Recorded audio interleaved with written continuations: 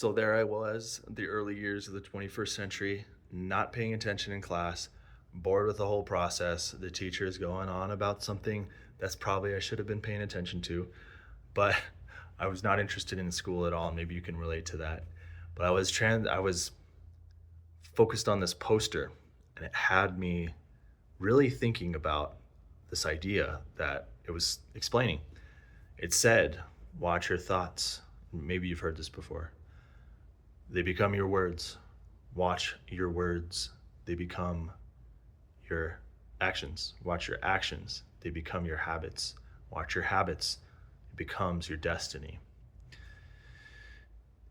And I put two and two together. Your thoughts determine your destiny. And this makes sense to me. I mean, I ran with it. It was like, it caused me to see where my thoughts are determining my destiny. And I think it was a beginning of a more intentional life for me. I'm not perfect at all. I'm not a master of anything. Um, Made tons of mistakes, but this definitely stuck with me because it was like, I'm always thinking. I'm always in my head. My thoughts. I am my thoughts in a sense. Um,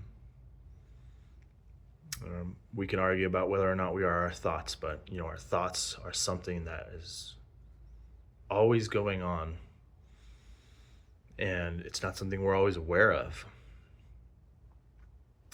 We're telling ourselves stories all the time. And so fast forward 20 years and I've discovered, this is not nothing new. And there's people teaching this much better than I am, but um,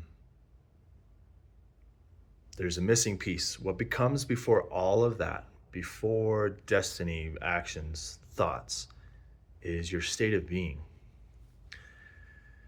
Now, what do I mean here? I mean your actual physical state of being. How are you physiologically? When you are depressed, it shows in the body. When you're happy, when you're upbeat, it shows in the body. You can tell by the way somebody's just sitting there. If you're sitting in a classroom and you look around at everybody, you can kind of get, if you really look, you can kind of get an idea of where they are mentally. And now, what's helpful here and what I'm hoping to offer is that you can train your state of being. First of all, you can notice when you are starting to go into a low state of being and you start to play this story in your head like, this always happens to me and why, I just can't seem to do it. And you can stop it right there. It's a choice.